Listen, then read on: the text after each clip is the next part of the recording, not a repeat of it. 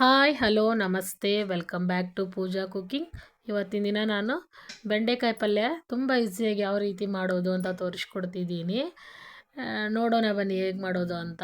ಇಲ್ಲಿ ನಾನು ಒಂದು 1/4 kg ಆಗೋಷ್ಟು ಬೆಂಡೆಕಾಯಿನ ತೊಗೊಂಡಿದ್ದೀನಿ. ಚೆನ್ನಾಗಿ ತೊಳೆದ್ಬಿಟ್ಟು ಕಟ್ ಮಾಡಿ ತೊಗೊಂಡಿದ್ದೀನಿ. ಅದಕ್ಕೆ ಒಂದು 2-3 ಸ್ಪೂನ್ ಆಗೋಷ್ಟು ಎಣ್ಣೆ ಹಾಕಿದ್ದೀನಿ. ಹಾಕಿಬಿಟ್ಟು ಚೆನ್ನಾಗಿ ಉರಿನ ಲೋ ಫ್ಲೇಮಲ್ಲೇ ಇಟ್ಬಿಟ್ಟು ಚೆನ್ನಾಗಿ ಅದನ್ನ ಹುರ್ಕೊಳ್ತಾ ಇದ್ದೀನಿ. ನೋಡ್ತಿರ್ಬೋದು, ನಾನು ಇಷ್ಟಾದರೆ ಸಾಕು, ಹುರ್ಕೊಂಡಿದ್ದೀನಿ ನೋಡಿ. ಇವಾಗ ಇನ್ನೊಂದು ಬಾಳಿಗೆ ಇಟ್ಬಿಟ್ಟು ಅದಕ್ಕೆ ಒಂದು 3-4 ಸ್ಪೂನ್ ಎಣ್ಣೆ ಹಾಕಿ, ಇವಾಗ ಸ್ವಲ್ಪ ಸಾಸಿವೆ, ಸ್ವಲ್ಪ ಜೀರಿಗೆ, ನೆಕ್ಸ್ಟು ಕರ್ಬೇವಿನ ಸೊಪ್ಪು, ನೆಕ್ಸ್ಟು ಈರುಳ್ಳಿ, ಒಂದು ದೊಡ್ಡದಾಗಿ ಕಟ್ ಮಾಡ್ಕೊಂಡಿರೋ ಈರುಳ್ಳಿ ಹಾಕಿದ್ದೀನಿ. ಹಾಕಿಬಿಟ್ಟು ಚೆನ್ನಾಗಿ ಇದನ್ನು ಫ್ರೈ ಮಾಡ್ಕೊಳ್ತಾ ಇದ್ದೀನಿ ಎಲ್ಲವನ್ನು.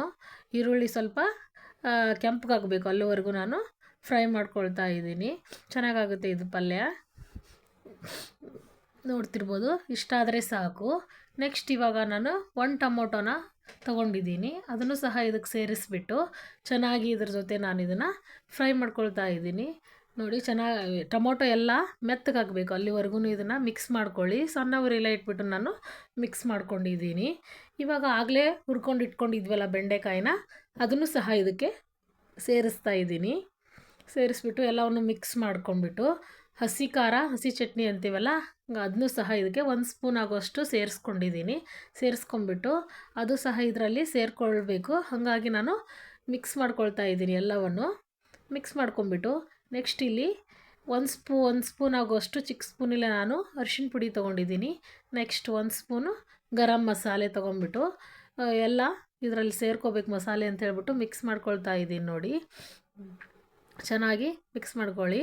ನಮ್ಮ ಚಾನಲ್ನ ಇನ್ನೂ ಸಬ್ಸ್ಕ್ರೈಬ್ ಮಾಡದೆ ಯಾರು ನೋಡ್ತಿದ್ದೀರೋ ದಯವಿಟ್ಟು ಸಬ್ಸ್ಕ್ರೈಬ್ ಮಾಡ್ಕೊಳ್ಳಿ. ಲೈಕ್ ಮಾಡಿ, ಶೇರ್ ಮಾಡಿ, ಕಮೆಂಟ್ ಮಾಡಿ. ಇಲ್ಲಿ ನಾನು ರುಚಿಗೆ ತಕ್ಕಷ್ಟು ಉಪ್ಪನ್ನೂ ಸಹ ಸೇರಿಸ್ಕೊಂಡಿದ್ದೀನಿ. ಎಷ್ಟು ಬೇಕು ನೋಡಿ ನಿಮಗೆ ರುಚಿಗೆ ಅಷ್ಟು ಸೇರಿಸ್ಕೊಳ್ಳಿ. ನೆಕ್ಸ್ಟು ಇಲ್ಲಿ ಕಡಲೆ ಬೀಜದ ಪುಡಿ ಅಥವಾ ಶೇಂಗಾ ಪುಡಿ ಅಂತೀವಲ್ಲ, ಕಡಲೆ ಬೀಜನ ಹುರ್ಕೊಂಬಿಟ್ಟು ನಾನು ಸಿಪ್ಪೆ ತೆಗೆದು ಮಿಕ್ಸಿ ಹಾಕ್ಕೊಂಡು ಇಟ್ಕೊಂಡಿದ್ದೀನಿ ಪುಡಿನ. ಅದನ್ನು ಸಹ ಸೇರಿಸ್ಕೊತಿದ್ದೀನಿ. ನೆಕ್ಸ್ಟ್ ಇಲ್ಲಿ ಒಂದು ಅರ್ಧ ಲೋಟದಷ್ಟು ನಾನು ನೀರು ಹಾಕ್ಕೊಳ್ತಾ ಇದ್ದೀನಿ. ಚೆನ್ನಾಗಾಗುತ್ತೆ ಇದು ಪಲ್ಯ. ರೊಟ್ಟಿ ಚಪಾತಿ ಜೊತೆ ತುಂಬ ಚೆನ್ನಾಗಿರುತ್ತೆ. ಜೋಳದ ರೊಟ್ಟಿ ಮಾಡ್ತೀವಲ್ಲ, ಅದ್ರ ಜೊತೆ ಅಂತೂ ಸಖತ್ತಾಗಿರುತ್ತೆ. ನೋಡ್ತಿರ್ಬೋದು, ಇದು ಕುದೀತಾ ಇದೆ ಪಲ್ಯ. ಇವಾಗ ತುಂಬ ಕಡಿಮೆ ಸಮಯದಲ್ಲಿ ಈಸಿಯಾಗಿ ಮಾಡ್ಕೊಳ್ಬೋದು ಇದನ್ನು. ಎಳೆ ಇರುವಂತಹ ಬೆಂಡೆಕಾಯಿನ ತಗೊಳ್ಳಿ. ನೋಡಿ ಎಷ್ಟು ಚೆನ್ನಾಗಿ ಕಾಣ್ತಿದೆ ಅಂತ.